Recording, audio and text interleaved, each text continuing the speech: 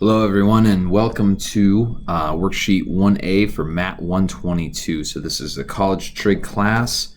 This is the very first worksheet in that packet, and today I'm just going to run through a couple examples on the worksheet so that you can get started with this and hopefully you don't have too much trouble with it. So for this worksheet, what I'm going to do, like I said, is I'm going to go through a couple examples.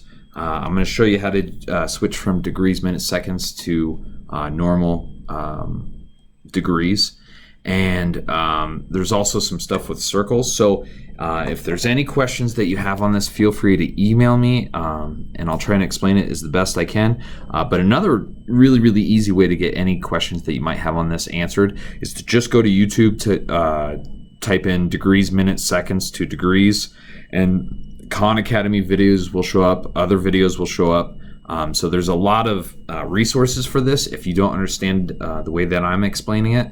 But like I said, if you just want to ask me, that's fine too, just email me. Okay, so looking at worksheet 1A, let's go through the first two problems on the sheet, so numbers 1 and 2.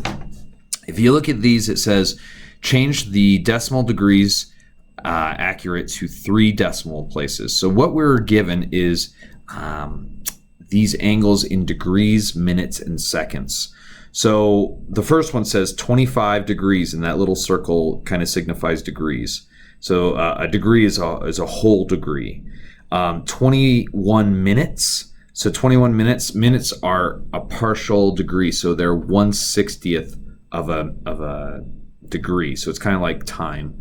And then seconds, which are 1/60th of a minute, are next. So that's the 54 with the 2 little tick marks. That's seconds. So what this is 21 degrees, 21 minutes, 54 seconds. Now they use this type of measuring for angles. I think they use it in navigation in the Navy and in boats and stuff like that. I'm not certain why you would choose to use that over just regular decimals. I don't know, I think it's probably an old-fashioned way to do it. But anyways, that's what we're doing on these. So for the first one, what you do is you take the 25 degrees, and you just drop that down. You don't do anything to it. You always drop down that first number. The minutes number, so in this case, the 21 minutes, we take that and we put it over 60 because it's a partial degree. So we're going to divide it by 60. And the last thing we do is to take those seconds and we divide those by 3,600. Well, you might ask, where did you get the 3,600? Well, 3,600 is found by multiplying 60 and 60 because a second is 1/3,600th of a degree. And I know that probably doesn't make sense, but the way this problem will always go, these types of problems, is you always take degrees, you drop it down, don't do anything to it.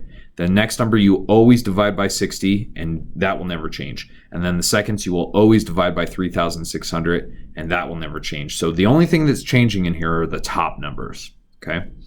So we do 25 plus 21 divided by 60 is 0.35, and then 54 divided by 3,600 is 0.015. We add up those numbers just straight across, no tricks to it. We get 25.365 degrees. We circle it, and that's our final answer. I don't think I had to round any. I think those decimals didn't go any further than that. So that is already rounded to 3 decimals, and I don't have to do any other thinking for that. All right, number 2, very similar. Like I said, the only thing that's going to change here are the numbers on top of those fractions. So the 71 drops down, the 45 gets divided by 60, the 30 gets divided by 3,600. If you divide those on the calculator, 45 over 60 becomes 0.75. 30 divided by 3,600 is 0.008, and then a whole bunch of 3s after that. So you're just going to add those up on your calculator and then round it. So if you add those up, you get 71.758. And once again, that's 3 decimals, and that's how they asked us to round it. So that's all done. All right, so looking at number 7 and 8.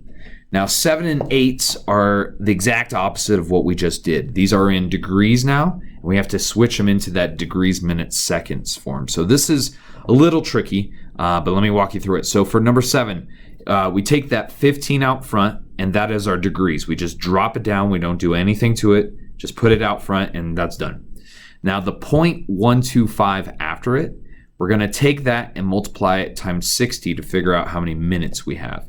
So if we multiply 0.125 times 60, we get 7.5. Well, the 7 is what we keep, so I drop that down and I call that my minutes, so it's 7 minutes. The 0.5 after it, now we have to deal with that. So we do 0.5 now times another 60, and that gives us 30, so that becomes my seconds, and that's how I got that 30 seconds. So we write our final answer as 15 degrees, 7 minutes, 30 seconds, and that's all done. Okay, now just like on those last problems, the 60 and 60 will never ever change. So, you know, you can think about it that way, that there'll always be a times 60 and then times 60 again. Okay, for the next problem, we got 35 drops down, and that's our degrees. The 0.425 after it, we multiply that times 60 and we get 25.5. So I like the 25, that becomes my minutes, but the 0.5, once again, we have to multiply times 60.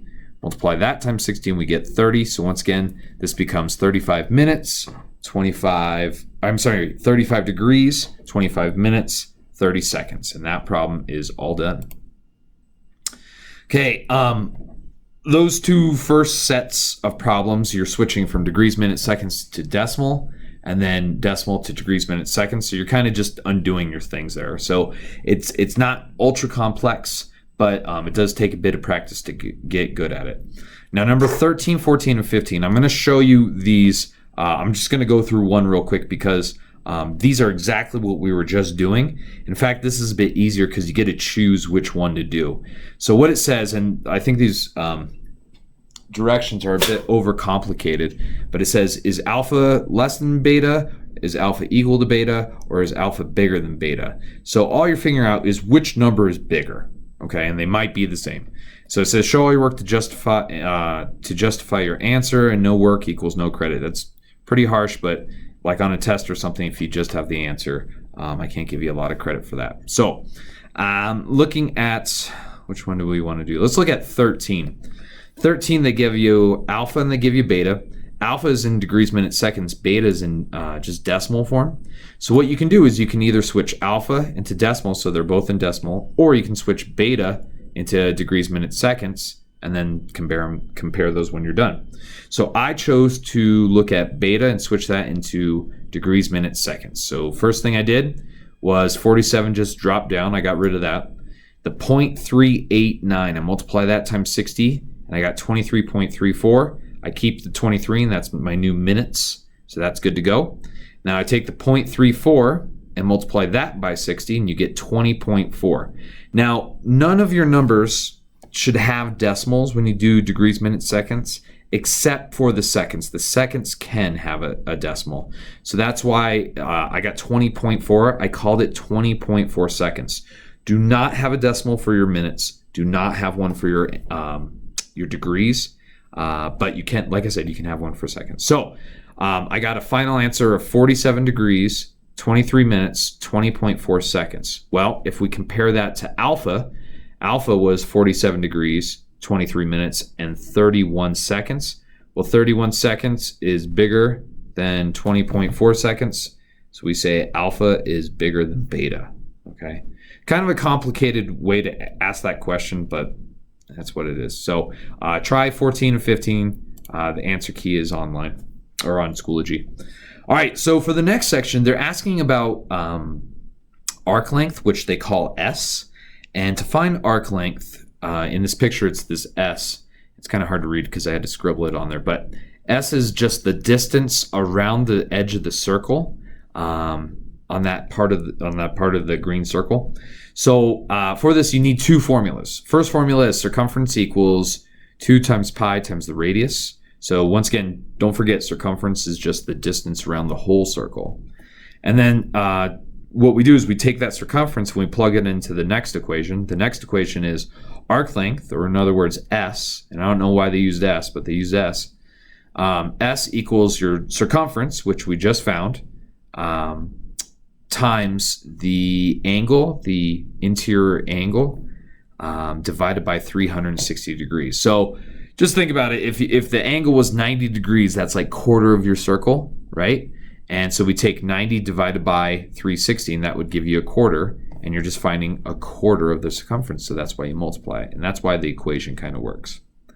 Okay, so what we're going to use is these two equations, and we won't use necessarily both of them in each of these questions below, but we will use at least one of them. Okay, so let's look at number 17. 17 says the arc length, they give us S at the beginning of this problem, which is nice, I guess, is 12 meters.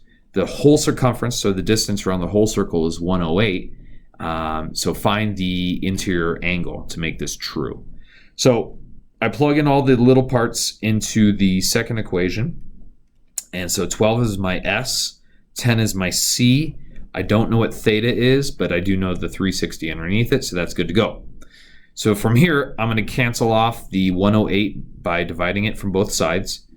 On the left side, you'll get 0.111 repeating, so that goes there.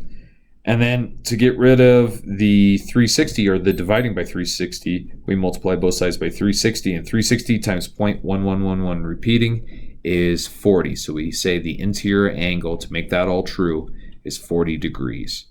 And it's real important at the end of the problem that you figure out what, if you just found 40, let's say, am I talking about an angle? Am I talking about a length?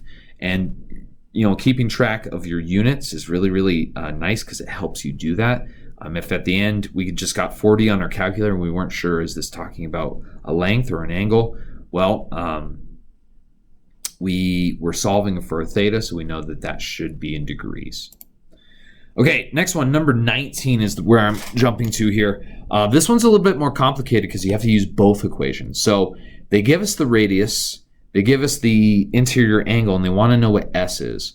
Well, we can't really do much until we know our circumference. So I'm going to use that R, and I'm going to plug it into the circumference equals 2 pi R, and I'm going to plug it in for the R. And if you do that on a calculator and use pi and all that, you end up with a circumference of 33,929,200.66. So this is your big long number. I'm going to plug that in for the C now. I'm going to plug in the 2.6 for my angle, and all that goes into this equation. I used a calculator, and feel free to use a calculator on that, and it spits out an answer of 245,044. Now, at the very beginning of the problem, they said round this to the nearest 10,000th mile. So we look at our 4 in this case, and we look at the number to the right of it. Well, that's a 5. 5 bumps that up. So we're going to call this 250,000 miles. And that's what you should get for the arc length. Okay. Okay, and that is it. So number 20 is a pretty tricky problem on here. Use number 19 to kind of guide you through that. But other than that, the other problems on here are pretty straightforward. You're just using those two equations.